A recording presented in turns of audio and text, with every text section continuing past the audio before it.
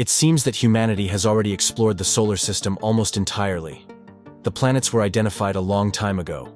Probes have been exploring Mars for quite some time. Comets and asteroids have been nearly all catalogued, and even samples from one of them have been brought back to Earth for scientists to study further. However, it was at this point that scientists were surprised.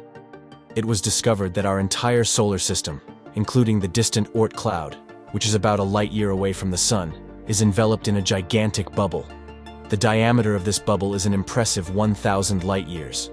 What's even more remarkable is that our Sun is almost at the center of this bubble. Are we really living inside a huge bubble? And how does our solar system function? In 1977, the Voyager 1 and Voyager 2 probes were launched less than a month apart from Cape Canaveral. Interestingly, Voyager 2 was launched first, but due to a different route, it was the second to reach the edge of the solar system, 6 years after Voyager 1. Both probes detected a very peculiar anomaly. The further away from the Sun, the denser space becomes. Interstellar space is generally considered a vacuum, but that's not entirely accurate. The density of matter is extremely low, but it still exists. Within the solar system, the solar wind has an average density of protons and electrons between 3 and 10 particles per cubic centimeter. But this density decreases as you move away from the Sun. The lowest density of space is found at the edge of the solar system, known as the heliopause. At this point, the speed of the solar wind, the flow of charged particles emitted by the Sun, or solar plasma, drops to zero. The area between the Sun and the heliopause is called the heliosphere. This heliosphere is like a bubble that surrounds all the planets in the solar system. At the edge of this bubble, the density of protons and electrons is 0.002 particles per cubic centimeter. According to calculations, the density of particles beyond the heliopause, in interstellar space, should be 0.037 particles per cubic centimeter. The instruments of Voyager 2 indicated that the density outside the solar system, at a distance of 119.7 astronomical units, or 17.9 billion kilometers from the Sun, was 0.0399 particles per cubic centimeter. This was almost in line with the calculations. However, something strange happened. At a distance of 124.2 astronomical units, or 18.5 billion kilometers, the density increased to 0.12 particles per cubic centimeter. Why did the density increase? We'll address that later. But first, let's talk about another bubble, much larger than the heliosphere, so you can understand the cosmic design that has enveloped us in two bubbles simultaneously, and grasp the relationship between them. When we look at images of deep space, it seems that everything is filled with clouds of interstellar dust and glowing gas. But back in the 1970s and 1980s, astronomers began to notice that the galactic space around the Sun didn't match this image. The solar system appeared to be suspended in an almost total void. Recently, scientists from the Harvard-Smithsonian Center for Astrophysics, CFA, confirmed that we are indeed in a kind of void. They conducted extremely complex computer simulations and created a three-dimensional reconstruction of space and time. The studies showed that the Sun and Earth are almost at the center of a gigantic bubble with a diameter of 1,000 light-years, which they called the local bubble. According to calculations, it began to form about 14 million years ago. For this to happen, about 15 supernovas needed to explode over millions of years. This series of explosions pushed the interstellar gas outward, creating a bubble-shaped structure with a dense surface at its edge. And now, this bubble continues to expand.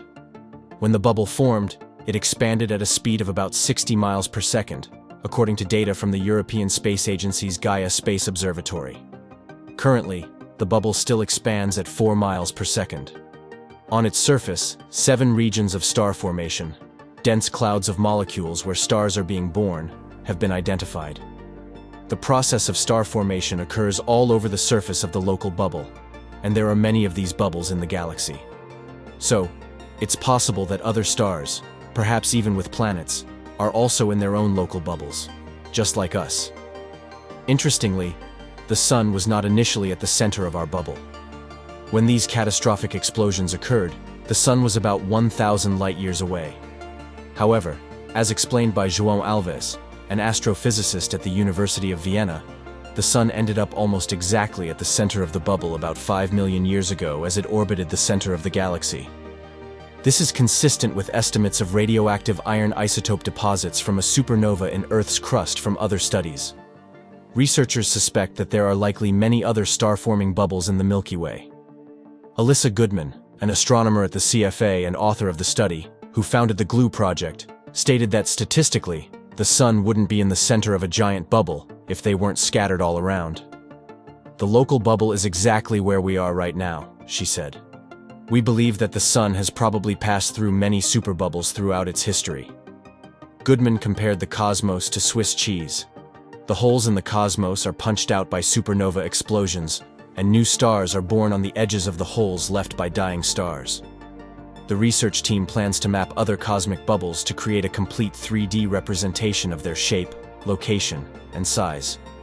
By mapping the location of these bubbles across the vastness of space, astronomers can discover how these bubbles act as stellar nurseries, how they interact with each other, and how galaxies like the Milky Way have evolved over time. With the discovery of the local bubble, the structure of the solar system looks like this. At the center is the Sun, around which 8 planets orbit. The most distant is Neptune, about 4.45 billion kilometers or 30 astronomical units away. This means it is 30 times farther from the Sun than Earth.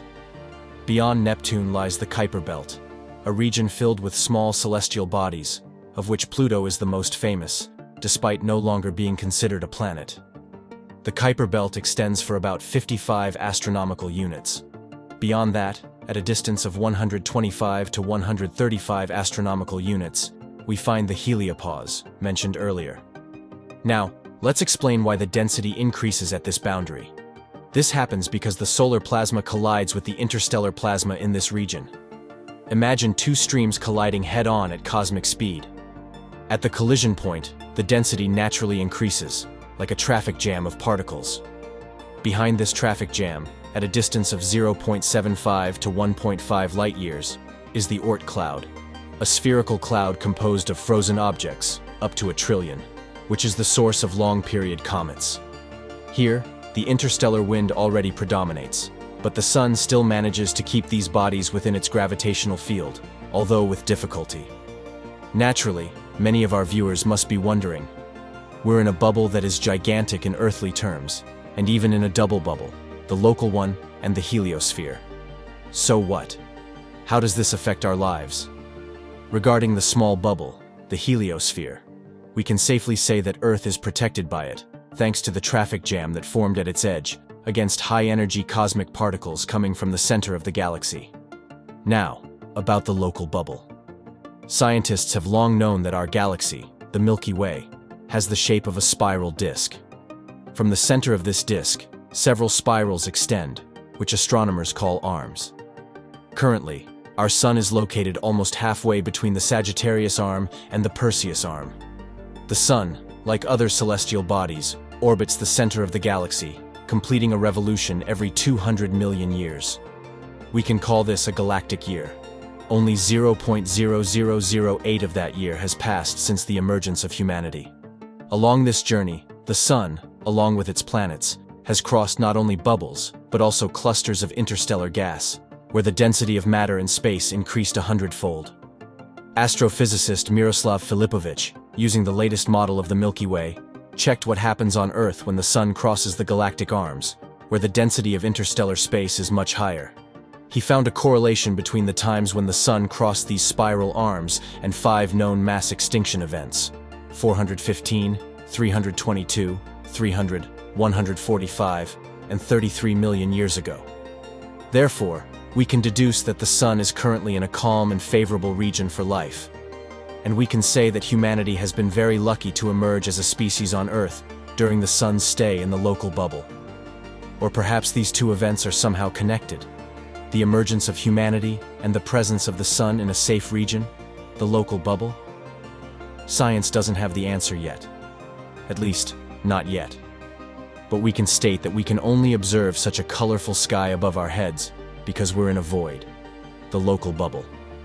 And who knows if we would know as much about space and the structure of the universe as we do today if we were literally groping in the dark. and we can say that the local bubble is a true gift to humanity, which has entered the space age and is already attempting to reach the stars. The greatest threat to an interstellar ship traveling at subliminal speed is dust particles that could pulverize the ship in a collision. Even hypothetical concepts for these ships include a front shield. But now it seems that the cosmos has taken care of us. It has cleared the dust around the sun and, in a way, said, "Onward, humanity. The path to Alpha Centauri and Tau Ceti is clear." Watch our previous video where we discuss, are researchers really finding planets with better habitability than Earth? Don't forget to like this video, subscribe to the channel, and activate the notification bell so you don't miss any of our adventures. See you next time, explorers of the unknown.